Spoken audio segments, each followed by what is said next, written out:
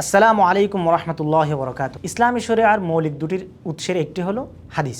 রাসূলুল্লাহ সাল্লাল্লাহু আলাইহি ওয়াসাল্লামের মুখনিসৃত বাণী শরিয়ার মৌলিক মানদণ্ড হিসেবে বিবেচিত হয়। কিন্তু হাদিসের সাথে ঐতিহাসিক যুগ থেকেই একটা শত্রুতা অনেকের মধ্যেই ছিল। এমনকি হাদিসকে অস্বীকার করার প্রবণতা রাসূলুল্লাহ সাল্লাল্লাহু আলাইহি ওয়াসাল্লামের পরবর্তী যুগ থেকেই শুরু হয়ে গিয়েছিল এবং শিয়ারাই প্রথম হাদিস অস্বীকারের ধারা শুরু করে। পরবর্তীতে এই ধারাবাহিকতায় আরও অনেকে হাদিস অস্বীকার করেছে এবং আধুনিক যুগে সেটি আলাদা একটা মতবাদ হিসেবে হাদিস অস্বীকারের ফিতনা সারা বিশ্বময় ছড়িয়ে পড়েছে।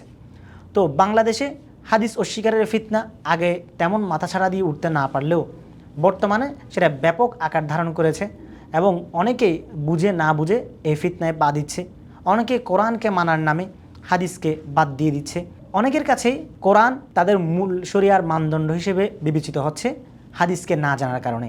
অথচ হাদিস কোরআনের মুখোমুখি বা বিপরীতে কিছু নয়, বরং হাদিস হচ্ছে কোরআনেরই সহায়ক। কিন্তু সাধারণ আমজনতা কোরআন এবং হাদিসের এই জটিল বিষয়গুলো বুঝতে না পারার কারণে সহজেই এ ধরনের ধ্যান ধারণায় নিমগ্ন হয়ে পড়ছে। তো এই বিষয়কে সামনে রেখে বর্তমানে বাংলাদেশে অনেক কাজ হচ্ছে হাদিসের গুরুত্ব বোঝানোর জন্য এবং হাদিস কতটা জরুরি তা বোঝানোর জন্য অনেক রচনা বাংলাদেশে এই পর্যন্ত অনুবাদ হয়েছে, মৌলিকভাবে লেখা হয়েছে এবং এই কাজগুলো আরবের আলিমরা বহু আগে থেকেই করে আসছেন। তো পেনফিল্ড পাবলিকেশন এই ধারাবাহিকতাকে সামনে রেখে তারা দুটি বই অনুবাদ করেছে।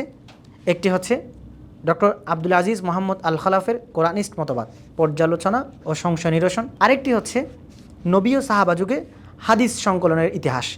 এই বইটি রচনা করেছেন মুফতি মোহাম্মদ রফি ওসমানী রহিমাহুল্লাহ এবং এটি অবশ্য অন্যরকম বই। অর্থাৎ প্রথম বইটি ছিল হাদিসের গুরুত্ব বোঝাতে এবং হাদিস কোরআনের বিপরীতে যে নয়, অথবা যারা কোরআনিস্ট ফিতনা যারা ছড়াচ্ছে তাদের মোকাবিলায় এই বইটি রচনা করা হয়েছে। এবং হাদিস সংকলনের ইতিহাস, এটি হাদিসের বিশুদ্ধতা নির্ণয়ের মাপকাঠি হিসেবে রচিত হয়েছে। হাদিস সংকলনের ইতিহাস সম্পর্কেও আমাদের অনেকের ধারণা কম। অনেকেই হাদিসকে না মানার প্রবণতা এদিক থেকে যে অনেকে মনে করে হাদিসগুলো পরবর্তীতে বানানো হয়েছে এবং বিভিন্ন সুলতানদেরকে বা সম্রাটদেরকে সমর্থন জোগানোর জন্য হাদিসগুলো বিভিন্ন সময়ে তখনকার আলিমরা রচনা করেছেন বলে অনেকের ধারণা। কিন্তু আসলেই কি তাই? হাদিস সংকলনের একটা দীর্ঘ ইতিহাস আছে, হাদিস সংকলনের কিছু নির্দিষ্ট মাপকাঠি আছে, মানদণ্ড আছে। সেগুলো বিবেচনা করেই সাহাবায়ে আজমাইন রাদিয়াল্লাহু তাআলা আনহুম থেকে শুরু করে বর্তমান সময় পর্যন্ত একটি বিশুদ্ধ ধারাকে অক্ষুণ্ণ রেখে হাদিসগুলো সংকলিত করা হয়েছে। তো এই ইতিহাস আমরা এই বইয়ে পাবো। এই দুটি বই আমাদের জন্য সহায়ক হবে হাদিসের গুরুত্ব বোঝার ক্ষেত্রে এবং হাদিস সংকলনের ইতিহাস জানার ক্ষেত্রে ও যে কোনো ফিতনায় পা দেওয়ার ক্ষেত্রে একটা প্রতিরোধক হিসেবে কাজ করবে এই বই দুটি। এবং পেনফিল্ডের আরেকটি বৈশিষ্ট্য আমরা এই দুটি বইয়ের ক্ষেত্রে বলতে পারি, সেটি হচ্ছে এই দুটি বই মতবাদ খণ্ডন বা একটা ফিতনা মোকাবেলার ক্ষেত্রে রচিত করা হলেও এখানে দাওয়াতি অ্যাপ্রোচটাকে বহাল রাখা হয়েছে। অনুবাদের ক্ষেত্রে কঠিন এবং খণ্ডনমূলক শব্দগুলোর পরিবর্তে সহজ এবং দাওয়াতি শব্দগুলো ব্যবহার করা হয়েছে।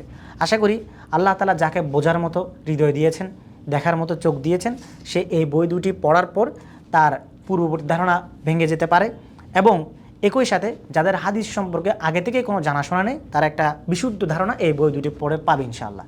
আপনারা অনলাইনে অর্ডার করতে চাইলে জাজিরা অফিসিয়াল পেজ অর্ডার করুন।